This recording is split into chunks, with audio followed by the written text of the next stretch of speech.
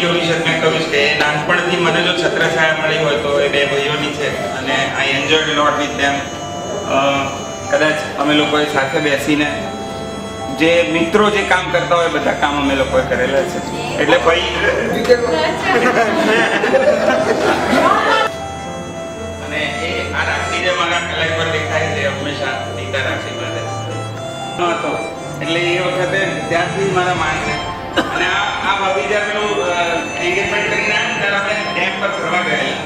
પેલી માછલી સ્પીલઓવરમાં પડે તો કે જો ટોઈંગ ટોઈંગ કરીને માછલી પડે. એટલે અમુક પ્રસંગ એવા હોય છે કે જે તમે જિંદગીમાં ક્યારેય ના ભૂલો.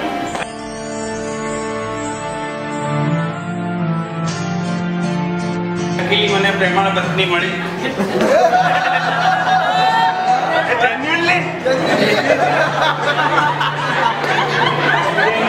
જેન્યુઅલી પ્રેમાળ પત્નીની સાથે સાથે સાંભળો મારા ઇનલોસ પણ બધા ખૂબ સારા છે. એને લીધે મને ખૂબ આનંદ છે. પપ્પા પ્લીઝ. અત્યારે 85 વર્ષના છે પણ એમને મોરલ એટલું છે કે જો એમને સ્ટેજમાં અમદાવાદ આવવું પડે તો એક દિવસ ના નાખે અને જાતે એકલા આવી છે.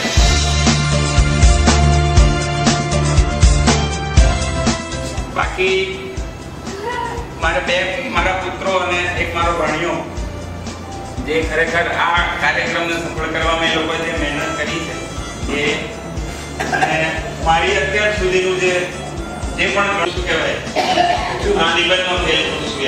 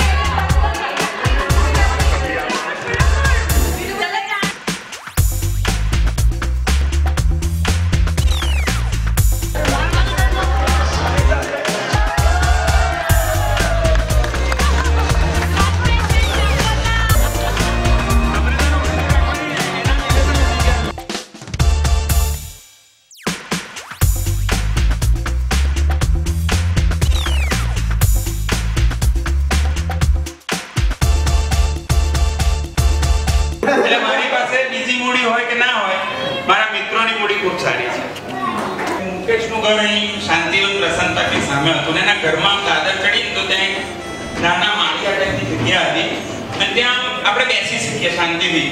એવી જગ્યામાં અમે ચારે જણા મેથ્સના સમ ગણિતના દાખલા કરતા હતા. બરોબર ને મુકેશ? એ પછી હું કોલેજમાં ગયો અને કોલેજમાં મને ચીટર ગ્રુપ મળી ગયું અને જે જણે મને પણ ચીટર બનાવ્યો. હિતેશ,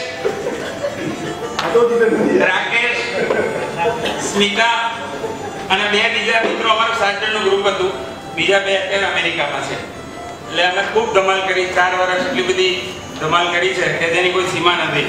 અને હું ને હિતેશ તો એક સાથે 3-3, 4-4 ચા પી જતા હતા ગલ્લે બેસી.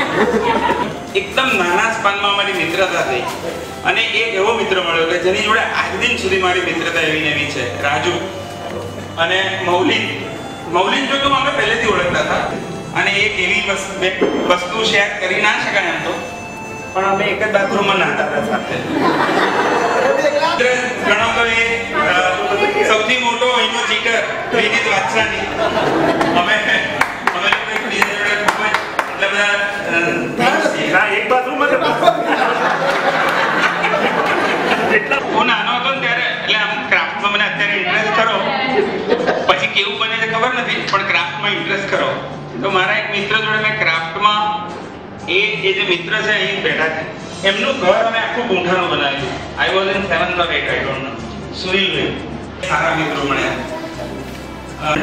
એમની જોડે પંડ્યાભાઈ જોડે એક પ્રસંગ યાદ કરીશ કે અમે પાઇપલાઇનને કમિશનિંગ કરતા હતા અને લગભગ જાન્યુઆરી ઠંડી હતી, પુષ્કળ ઠંડી હતી અને એવી ઠંડીમાં અમે રાતે કમિશનિંગ વખતે એક એરવાલ પર બેઠા હતા કે પાણી ક્યાં સુધી આવે અને એમણે જે ભજનો ગાયા છે દિવસે ખરેખર એમને બ્રાહ્મણ હોવાનું એમનું પૂરું એ સાબિત કર્યું કે બ્રાહ્મણ છે પણ બહુ સરસ ભજનો ગાય છે. આપણી વચ્ચેના સૌથી ભારે માણસ તરીકે અમિતભાઈ વસણો કે જે ગણો એ બધું એ જ છે અને એ પણ બહુ ખૂબ અંગત મિત્ર છે એટલે મારી પાસે બીજી મૂડી હોય કે ના હોય